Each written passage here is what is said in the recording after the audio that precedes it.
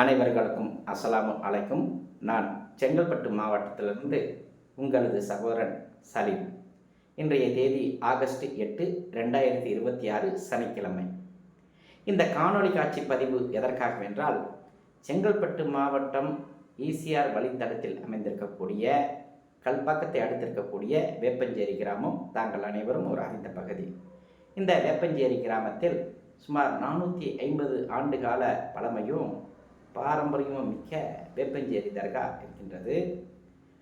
இது ஒரு இஸ்லாமிய மத சார்ந்த அடையாளமாக மட்டுமல்லாது, அந்த வேப்பஞ்சேரி கிராமத்தில் இருக்கக்கூடிய மற்றும் அதற்கு அருகில் இருக்கக்கூடிய சுமார் 25க்கும் மேற்பட்ட கிராமங்களை சார்ந்த மாற்று மத அன்பர்களால் தொடர்ச்சியாக அந்த இடமானது ஆன்மீக வழித்தடமாக தொடர்ந்து அவர்களால் பேணப்பட்டும் அதுக்கான செயல்களை செய்யப்பட்டும் வருகின்றது. பல்வேறு தரப்பு மக்களும் தொடர்ச்சியாக அந்த இடத்தை புனித இடமாக கருதி தன்னுடைய ஆன்மீக செயலுக்கான ஒரு இடமாகவும் அதை கருதி போற்றி வரக்கூடிய சூழ்நிலையில் கடந்த 16/3/2024 அன்று ஈசிஆர் சாலை விரிவாக்க பணிகளுக்காக அந்த தர்காவுடைய மேற்கட்டிடமும் அது சார்ந்திருக்கக்கூடிய அனைத்து கட்டுமானங்களும் நெடுஞ்சாலைத்துறை முகமையினரால் இடித்து அகற்றப்பட்டது.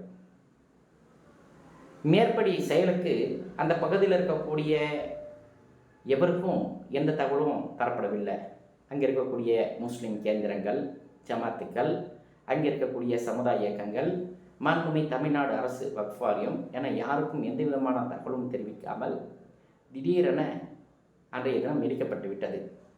இடித்த பிறம்பாக செய்தி அறிந்த அந்த பகுதிக்கு சென்ற அனைத்து மத தோழர்களும், அந்த கிராம மக்களும், அருகில் இருக்கக்கூடிய கிராம மக்களும், இஸ்லாமிய மார்க்க அறிஞர்களும், சமுதாய இயக்க தோழர்களும், தமிழ்நாடு அரசு வக்ஃப் வாரியமும் சேர்ந்து உடனடியாக அன்றிலிருந்து கிட்டத்தட்ட 3 வருடங்கள் ஆகிவிட்டன. தொடர்ச்சியாக அங்கிருந்த 2 புனித சமாதிகளை அந்த பகுதி மக்கள், தமிழகத்தில் இருக்கக்கூடிய பல்வேறு பகுதியில் வரக்கூடிய மக்கள் அனைவரும் ஒரு மத நல்லிணக்க அடையாள பகுதியாகவும் புனித தலமாகவும் தொடர்ந்தாக போற்றி வரக்கூடிய சூழலில் அந்த சமாதிகளை சாலை விரிவாக்க பணிகளுக்காக சேதப்படுத்த வேண்டாம் என்றும், தொடர்ச்சியாக மாற்று ஏற்பாடுகளை நெடுஞ்சாலைத்துறை முகமை செய்து கொள்ள வேண்டும் என்றும் தொடர்ச்சியாக கோரிக்கை விடுத்தவண்ணம் இருக்கின்ற சூழ்நிலையில் இன்றைய தினம் 8/8/2026 புதன்கிழமை இதோடைய இறுதி அமர்வாக இன்றைய தினம் காலை 11 மணி அளவில் மாண்புமிகு செய்யூர் வட்டாட்சியர் அவர்களுடைய அலுவலகத்தில் மதுராந்தகம் வருவாய் கோட்டாட்சியர் அவர்களுடைய தலைமையில் மற்றும் நெடுஞ்சாலைத்துறை நிலையெடுப்பு மாவட்ட சிறப்பு வருவாய் அலுவலர் அவருடைய முன்னிலையில், செய்யூர் வட்டாட்சியர் அவர்களுடைய முன்னிலையில் இன்றைய தினம் ஒரு அமைதி பேச்சுவார்த்தை நடக்கின்றது. அந்த அமைதி பேச்சுவார்த்தையின் அடிப்படையில் தொடர்ச்சியாக 3 வருடமாக வைத்திருந்த கோரிக்கை சார்ந்து இறுதி வடிவம் எடுக்கும் வகையில் இன்றைய தினம் மதியம் அந்த அமைதி பேச்சாயை முடித்து கொண்டு நேராக அங்கிருந்த அனைத்து அதிகாரிகளும், நெடுஞ்சாலைத்துறை சிறப்பு முகமையாளர்களும், நிபுணர்களும் புடைசூழ மேற்படி தர்கா இடிக்கப்பட்டு புனித சமாதிகள் மட்டும் இருக்கக்கூடிய வேப்பஞ்சேரி கிராமத்திற்கு வந்து ஆய்வுகளை மேற்கொண்டார்கள். அந்த ஆய்வில் கிராமத்தார்கள், ஜமாத்தார்கள் அனைவரும் அங்கத்தினராக இருக்க சொன்னார்கள். நாம்ளும் அங்கு அனைவரும் சென்று இருந்தோம். சென்ற பிறகு எங்களுடைய பல்வேறு கோரிக்கைகளை எடுத்து வச்சோம். அதிகாரிகள் இறுதியாக ஒரு விஷயத்தை மட்டும் சொல்லிவிட்டு இந்த விஷயத்தை முடித்துவிட்டு சென்றிருக்கிறார்கள். அது என்னவென்றால், 18/8/2026 அன்றோ அல்லது அதற்கு பிறகாகவோ நிச்சயமாக அந்த புனித சமாதிகள் 2ம் இடித்து அகற்றப்பட்டு அதன் மேல் தார் ஊற்று சாலைகள் செப்பனிடப்பட உறுதியான நடவடிக்கை மேற்கொள்ளப்பட்டு விட்டன. இனி உங்களுடைய கோரிக்கைகளுக்கு ஏதும் மதிப்பில்லை, செவிசாய்க்கப்பட மாட்டாது. எனவே அந்த புனித சமாதிகள் 2ஐயும் தாங்கள் அங்கிருந்து அகற்றி எடுத்துக்கொண்டு மாற்று இடத்தில் வைத்துக்கொள்ள வேண்டியது.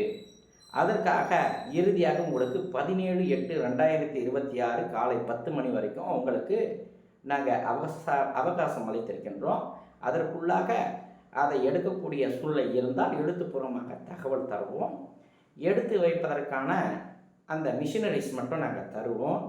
மாற்று இடங்களோ எடுப்பதற்கு தடுப்பதற்கான சூழ்நிலைகளோ எந்த விஷயத்திலும் எங்ககிட்ட எந்த விதமான உதவிகளும் தாங்கள் கோரக்கூடாது என்கின்ற ஒரு செயலை, ஒரு முடிவினை அவர்கள் எடுத்திருந்தார்கள். இதை சற்றும் எதிர்பாராத அங்கிருந்த ஜமாத்தார்களும் அங்கிருந்த அந்த கிராம மக்களும் மாற்று மத அன்பர்களும் மிகுந்த சோகத்திற்கும் வருத்தத்திற்கும் உள்ளாகி அவர்களை அங்கிருந்து அனுப்பிவிட்டு இது சம்பந்தமாக உடனடியாக ஏதேனும் ஒரு முடிவை எட்டி அந்த புனித சமாதிகள் இரண்டையும் அதனுடைய பாரம்பரியத்தையும் அதனுடைய வரலாற்றையும் அதனுடைய மத நல்லிணக்க குறியீடையும் தொடர்ச்சியாக அந்த இடத்துல பாதுகாத்திட வேண்டும் என்ற ஒரு சூழலை முன்னெடுத்திருக்கிறார்கள்.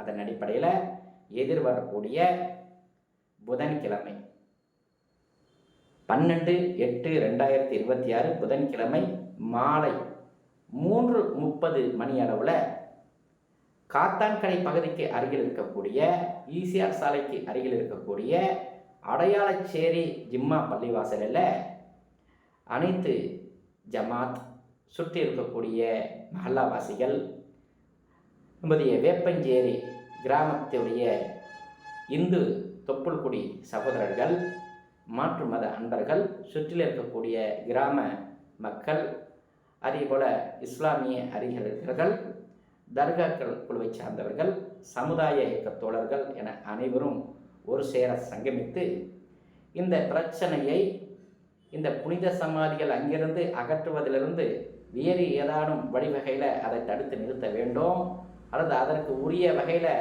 ஒரு நீதியை பெற வேண்டும் என்பதன் அடிப்படையில் ஒரு ஒருமித்த கருத்து ஏற்படுவதற்காகவும் அடுத்த செயல் திட்டத்தை வடிவமைப்பதற்காக ஒரு கலந்தாலோசனை கூட்டம் ஏற்பாடு செய்யப்பட்டிருக்கின்றது. இன்ஷால்லா அந்த கலந்தாலோசனை கூட்டத்தில் தாங்கள் அனைவரும் கலந்து கொண்டு இந்த தர்கா சார்ந்திருக்கக்கூடிய விஷயம் மட்டுமல்லாது சில பேருக்கு தர்கா ஏற்புடையதாக இருக்கும், சில பேருக்கு ஏற்புடையதாக இருக்காது. அந்த மார்க்க விஷயங்களுக்குள்ளோ நம்ம போக விரும்பலை.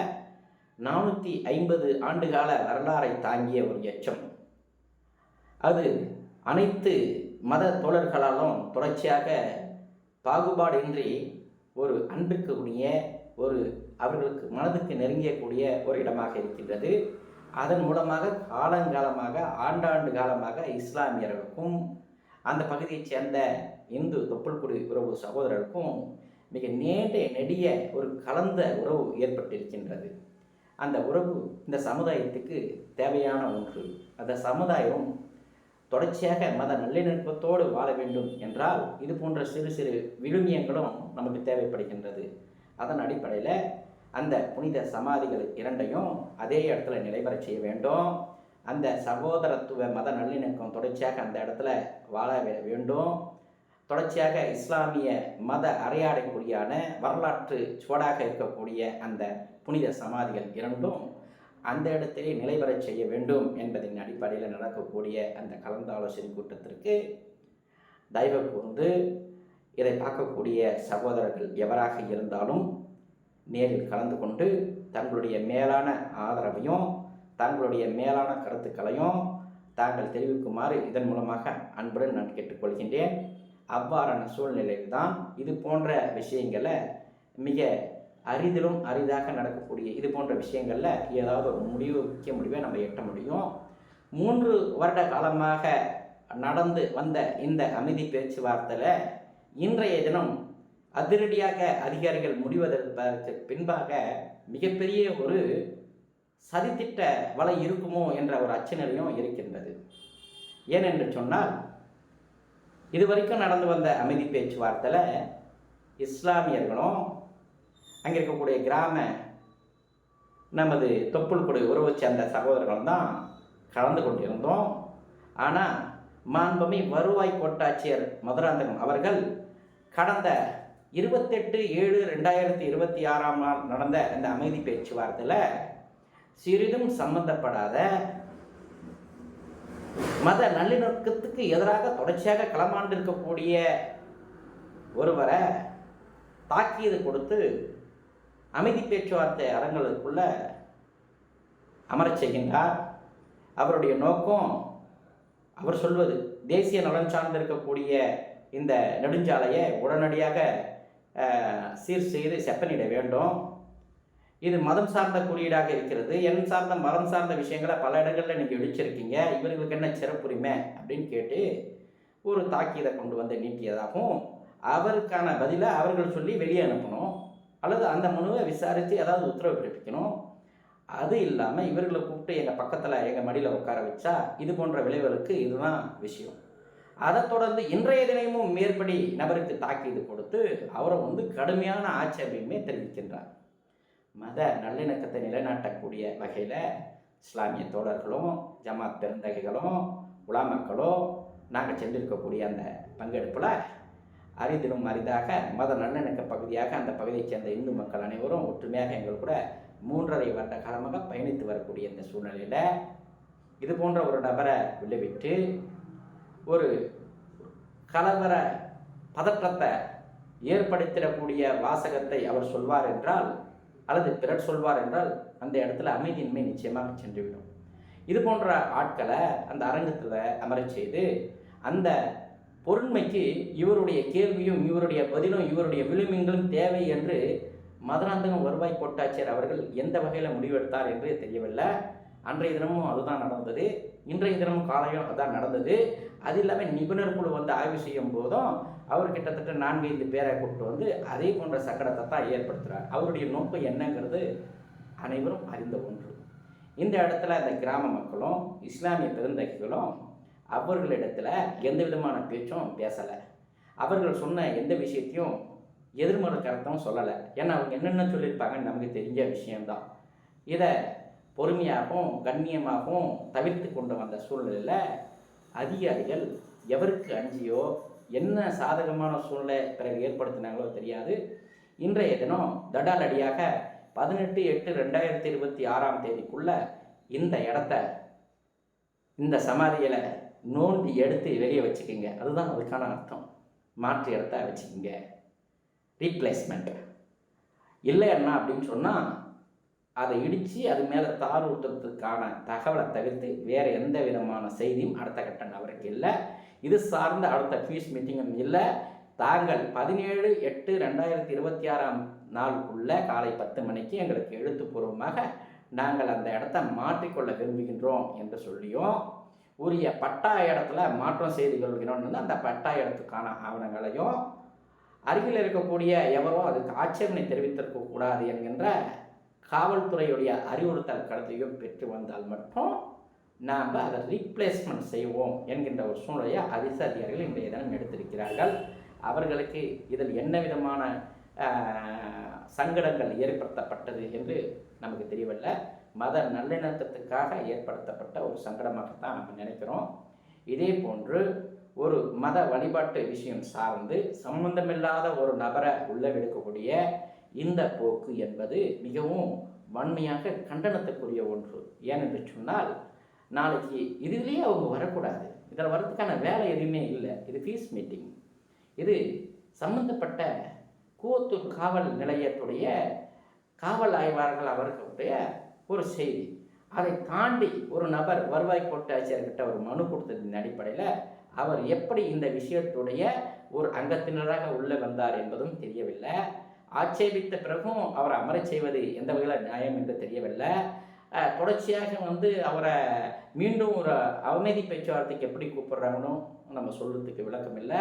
அதை தாண்டி இன்றைய தினம் நிபுணர் குழு சார்ந்த ஆய்வு, அது கள ஆய்வு, லோக்கல் இன்ஸ்பெக்ஷன், லோக்கலில் எல்லாருமே இருப்பாங்க. இது போன்ற பகுதிகளில் இது போன்ற ஆட்களை கூப்பிட்டு நிற்க வச்சா எது மிச்சம் அந்த இடத்துல பதற்றமும் மத துவேஷ கருத்துக்களுக்கான தூண்டுதலும் மட்டும்தான் இருக்கும் என்பதை அரசு அதிகாரிகள் நன்கு உணர்ந்திருக்கக்கூடிய சூழலில் இது போன்ற விஷயங்களை தவிர்த்திருக்க வேண்டும்.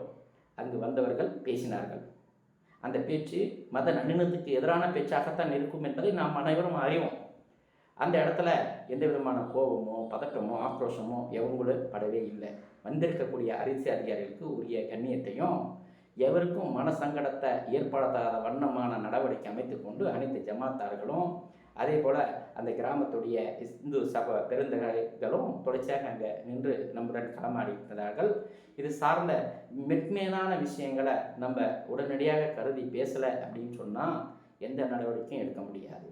இந்த மனு கொடுத்த சகோதரர் சாதாரண நபராக அப்படின்னு நீங்கள் போய் அதை தட்டி கழித்து செல்ல விட முடியாது. இங்கே இருக்கக்கூடிய சொத்துப்பாக்கம் ஜமாத்துடைய கிட்டத்தட்ட 100 ஆண்டு கால கோரிக்கையாக இருந்த கபரஸ்தானுக்கு இடம் கொடுத்ததுக்கு எதிராக தொடர்ச்சியாக எதிர நின்று களமாடியவர். அதற்கு உத்தரவு பிறப்பிக்கப்பட்ட மாவட்ட ஆட்சித்தலைவருடைய உத்தரவுக்கு எதிராக ஹைகோர்ட் வரையிலும் சென்று அதுக்கு எதிராக ஸ்டே ஆர்டர் வாங்கி வந்தவர். அது மட்டுமல்லாது தற்சமயம் இதிலேயே பங்கெடுத்திருக்கின்றார்.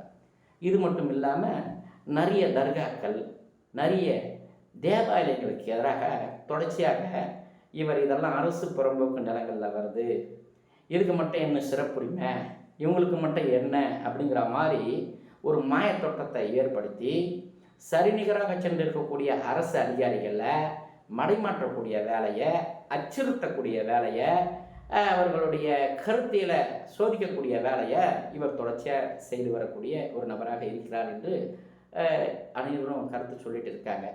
அவர் எவ்வாறுப்பட்டவர் என்பது நமக்கு அது பிரச்சனை இல்லை. அது அவருடைய விழுமியம், அவர் சார்ந்து அவர் வரார் போகிறார். பட் அவர் கொடுத்த மனுவில் மாண்புமே மதுராந்தகம் வருவாய் கோட்டாட்சி அவர்கள் தனியாக விசாரணை நடத்தி அதில் என்ன தீர்வு அவருக்கு தர முடியுமோ தாராளமாக தரட்டும். அது சட்டப்பூர்வமான நடவடிக்கை. அது அவ்வாறு இருக்க பெரும்பான்மையான இஸ்லாமியர்களும் பெரும்பான்மையான ஊர் கிராமத்துடைய தலைவர்களும் நாங்கள் ஒருமித்து கருத்தில் சென்று கொண்டிருக்கக்கூடிய இந்த பயணத்தில் கிட்டத்தட்ட 3 வருட காலத்து பயணத்தில் சென்ற மாதம் 15 நாளுக்கு முன்னாடி திடீர்னு அவரை நுழைக்கிறார். பிரச்சனை பூதாகரமாகுது. இன்றைய தினமும் வராரு. ஜோலியே முடிஞ்சு போச்சு. இன்றைக்கி 18ஆம் தேதி இடிக்கிறாங்க. இது எவ்வாறு நடைபெற்றது என்பது மிகப்பெரிய ஒரு மாய விளைவு இருக்கின்றது. எனவே சகோதரர்கள் அனைவரும் இன்ஷா அல்லாஹ் வரக்கூடிய புதன்கிழமை மாலை கூவத்தூருக்கு அருகில் இருக்கக்கூடிய காத்தான்கடை பகுதிக்கு அருகில் இருக்கக்கூடிய அடையாளச்சேரி ஜிம்மா பள்ளிவாசலில் நடக்கக்கூடிய அந்த கலந்தாலோசனை கூட்டத்துக்கு வருகை தந்து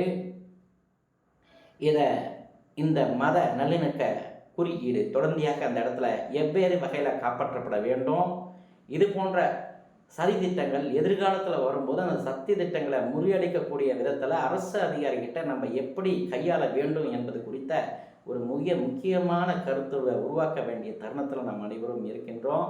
எனவே ஜாதி மதங்களை கடந்து இங்கு இந்த மத நல்லிணத்துக்காகவும் தொடர்ச்சியாக இது போன்ற சிறுபான்மையினுடைய வழிபாட்டு தலங்களை குறிவைத்து அவருடைய மத அடையாளங்களை மட்டும் முன்னிலைப்படுத்தி அவர்கள் இருக்கக்கூடிய இந்த அரசு புறம்போக்கு நிலம் என்கின்ற ஒரு வகைப்பாடை வைத்து தொடர்ச்சியாக இது போன்ற நபர்கள் களமாடிக்கொண்டிருக்கிறார்கள். இவர்களுடைய செயல்பாடுகளிலிருந்து நாம் எவ்வாறு நம்மளுடைய சொத்துக்களையும் மத அடையாள குறிகளையும் காப்பாற்றிக் கொள்வது என்பதையும் நாம் இந்த நேரத்தில் கற்றுக்கல அப்படின்னு சொன்னால் 18/8/2026 அன்னைக்கு அந்த கபர்களை புனித சமாதியில் இடித்து நமக்கு அதில் ஒரு பாடம் புகட்டக்கூடிய வாய்ப்பு நமக்கு இருக்கின்றது. எனவே தயவு கூர்ந்து இந்த நிலையிலாவது அனைத்து சங்கடங்களையும் மறைந்து அனைத்து கருத்துருக்களையும் விடுத்து ஒற்றுமைப்பட்டு ஒருமித்த ஒரு கருத்துக்கு வரக்கூடிய சூழலில் அனைத்து சகோதரர்களும் சமுதாய இயக்கத்தோழர்களும் மாற்று மத அன்பர்களும் சுற்றி இருக்கக்கூடிய கிராமத்தைச் சேர்ந்தவர்களும் இதை பார்க்கக்கூடிய ஜனநாயகவாதிகளும் பெருந்திரளாக கலந்து கொண்டு எங்களுக்கு ஒரு நல் ஒத்துழைப்பும் நல் வழிகாட்டுதலும் நல் அறிவுறுத்தலும் செய்ய வேண்டுமா, இதன் மூலமாக தங்கள் அனைவரையும் அன்புடன் கேட்டுக்கொள்கின்றோம். அது தாண்டி இந்த சமாதியை இன்னொரு கோரிக்கை வச்சோம். அந்த கோரிக்கை தான் இன்றைக்கி தவிடுபடியாக இருக்குது. அது ஒரு நியாயமான கோரிக்கை. சாலைக்காக நிலம் எடுக்கிறதுங்கிறது வேறு. பட் இது ஈஸியாக ரைட் அண்ட் லெஃப்ட் அண்ட் வே 2 பிரதான சாலை இருக்கும். அதுக்கு கீழேயோ அது பக்கத்துலேயோ அந்த சமாதிகள் வரவில்லை. ரைட் ஹேண்ட் சோனலில் இருக்கக்கூடிய சர்வீஸ் ரோட்லேயும் இது வரல. லெஃப்ட் ஹேண்ட் சைடில் இருக்கக்கூடிய சர்வீஸ் ரோட்லேயும் இது வரல. எங்கே வருது அப்படின்னு சொன்னால் ஒரு சர்வீஸ் ரோடுக்கும் ஒரு பிரதான சாலைக்கும் நடுவில் இருக்கக்கூடிய ஒரு முக்கோண வடிவில் ஒரு மழைநீர் வடிகால் கால்வாய் அமைக்கிறாங்க. அந்த மழைநீர் வடிகால்வாய் என்பது கிட்டத்தட்ட 20 அடி அகலம் கொண்ட ஒரு கால்வாய். அதில் ஈசிஆர் சாலையில் விழக்கூடிய தண்ணீர்கள் லாபகமாக அந்த கலையில் இறங்கி அங்கே இருக்கக்கூடிய பக்கத்தில் இருக்கக்கூடிய கிணாலில் இறங்கி அப்படியே நீர்நிலையில் கலந்துரும். இது நல்ல சேர்ந்துட்டோம். பட் அந்த இடத்துல தான் இந்த சமாதி வருது. இந்த சமாதியுடைய பார்த்தீங்க அப்படின்னு சொன்னால் முழுமையாக அந்த வாய்க்காலுக்குள்ளே வருதுன்னா முழுமையாக அந்த வாய்க்காலுக்குள்ளே வரல. பாதி இடம் இல்லை, கால்வாசி இடம் தான் அந்த அந்த சமாதி இருக்கக்கூடிய கால்வாசி சமாதிகள் மட்டும்தான் அந்த வாய்க்கால் தடத்தில் வருது. அதை லாபகமாக அரசு அதிகாரிகள் கட்டணம் பண்ணி அதை தவிர்த்து கொள்ளலாம், அந்த சமாதி அங்கேயே இருக்கலாம். மீதி இடம் எங்கே வருது அப்படின்னு சொன்னால் தாரோற்றிய சாலை தங்களுக்கு தெரியும், அதுலேருந்து மண் தடம் இருக்கும், அது தெரியும். அதுக்கப்புறம் ஃப்ளாப்பிங் வே அப்படின்னு ஒரு வே ஒன்று வச்சுருப்பாங்க, கிட்டத்தட்ட 1 மீட்டர். அந்த 1 மீட்டரை கடந்து தான் மீதி இருக்கக்கூடிய முக்கால் சமாதியும் வருது. ஸோ இந்த தார் ரோடுகளுக்கு இடையில, தார் ரோடுக்கு அருகாமையில் எந்த ஒரு டிஸ்டர்பன்ஸும் இல்லாமல் அந்த சமாதி அங்கேயே இருக்கிறது. அதுக்காகத்தான் நம்ம இன்றைய தினம் கோரிக்கை வச்சிருந்தோம், தொலைச்சி அதை தான் பண்ணோம். நம்ம சொல்கிறது என்னென்னா, கால்வாசி தான் அந்த வாய்க்காலுக்குள்ளே வருது, அதை கொஞ்சம் அட்ஜஸ்ட்மெண்ட் பண்ணால் போதும். தண்ணி மொத்தமாக அப்படியே தகுதுன்னு போகிறது கிடையாது. ஒரு குறிப்பிட்ட இதில் அதை பண்ணிக்கலாம். மற்றபடி அந்த ஸ்ட்ரக்சரை இதுக்கு மேலே நாங்கள் பண்ண மாட்டோம். ஸ்டேட்டஸ்க்கோ நாங்களே எழுதி கொடுத்துருவோம். அதை எப்படி இது வரைக்கும் எந்த காலகட்டத்திலையும் அந்த கட்டடத்தை நாங்கள் கட்ட மாட்டோம். அந்த சமாதிகள் அதுக்கு மேலே இருக்கக்கூடிய சிறிய கூரை இது தொடர்ச்சியாக அங்கேயே இருக்கட்டும். ஒட்டுமொத்த கிராம மக்கள், ஒட்டுமொத்த ஜமாத்தார்கள், வக்ஃப் வாரியம் சார்பாக கூட அதை பேசி நாங்கள் எழுதி உங்களுக்கு தரோம் என்கின்ற வாக்குறுதியை கூட அளித்த பிறகு கூட சாதாரண ஒரு நீர் தடாகத்தில் மொத்தம் அது 12 அடி அகலம் கொண்ட நீர் தடாகத்தில் வெறோ 1.5 அடி தான் அதில் அது தலையீடு செய்யுது, குறுக்கீடு செய்யுது. இந்த 1.5 அடியை தான் நம்ம விடுங்கன்னு நம்ம கேட்கணும். இந்த சைடு பார்த்தீங்கன்னா ஒரு 3 அடி. இந்த 3 அடி எதில் வருது அப்படின்னு சொன்னால் கிட்டத்தட்ட ஒரு 15 அடி மண் போட்டு வச்சுப்பாங்க. தார் ரோடு இல்லாமல் மண் போட்டு சரிமானம் பண்ணி இருக்கக்கூடிய இடத்துல வரக்கூடிய 3.5 அடி. ஆக இதைத்தான் நம்ம இவ்வளோ காலமாக, கிட்டத்தட்ட 3.5 வருட காலமாக கோரிக்கை வைத்தது. இதை விடுங்கன்னு தான் சொல்லியிருக்கோமே தவிர்த்து, நீ அப்படியே ஒன்றும் ரோடை இப்படி எடுத்துகிட்டு போ, எங்களுக்கு இருந்த மாதிரி மிகப்பெரிய கட்டணம் எல்ஐசி மாதிரி நீ கட்டி கொடுக்கணும், எந்த கோரிக்கையும் வைக்கல. மிக வெரி சிம்பிள் சார். இயற்கையாகவே 2 பிரதான சாலைக்கும் சர்வீஸ் ரோடுக்கும் நடுவில் இருக்கக்கூடிய கால்வாய், அந்த கால்வாயும் டிஸ்டர்ப் பண்ணாத ஒரு 25 அடி அகலம் எடுக்கக்கூடிய இடம், அதில் ஒரு 1.5 அடி தான் நம்ம கேட்கணும். இந்த சைடு பார்த்தீங்க அப்படின்னு சொன்னால் கிட்டத்தட்ட தார் ரோட்லன்னு கழிச்சு ஒரு 18 அடி கழிச்சு ஒரு சாதாரண ஒரு 3 அடியை கேட்குறோம். இதுதான் சமாதி. அந்த சமாதி எவ்வளோ இருக்கும்? ஒரு 1.5 அடி அகலமும் ஒரு 5 அடி நீளமும் இருக்கக்கூடிய இந்த சிறிய சமாதியை கேட்பதற்கு தான் இந்த 3.5 ஆண்டு கால ஒரு தொடர் பயணம், தொடர் கோரிக்கை. இதை கூட உங்களுக்கு கொடுக்க முடியாது, உங்களுக்கு அளிக்க முடியாது, நாங்கள் வருவோன்னு ஒருத்தர் வராரு, ஐயோ அவர் வந்துட்டாரு, இவர் வந்தால் இதைத்தான் நாங்கள் செய்வோம் அப்படிங்கிற மாதிரி ஒரு உத்தரவை பிறப்பித்திருக்கிறார்களா இந்த அரசு அதிகாரிகள் என்பது தான் அனைத்து மனத்திலும் எழக்கூடிய ஐயமான போக்கு. இந்த ஐயம் நிச்சயமாக அகற்றப்பட வேண்டும்.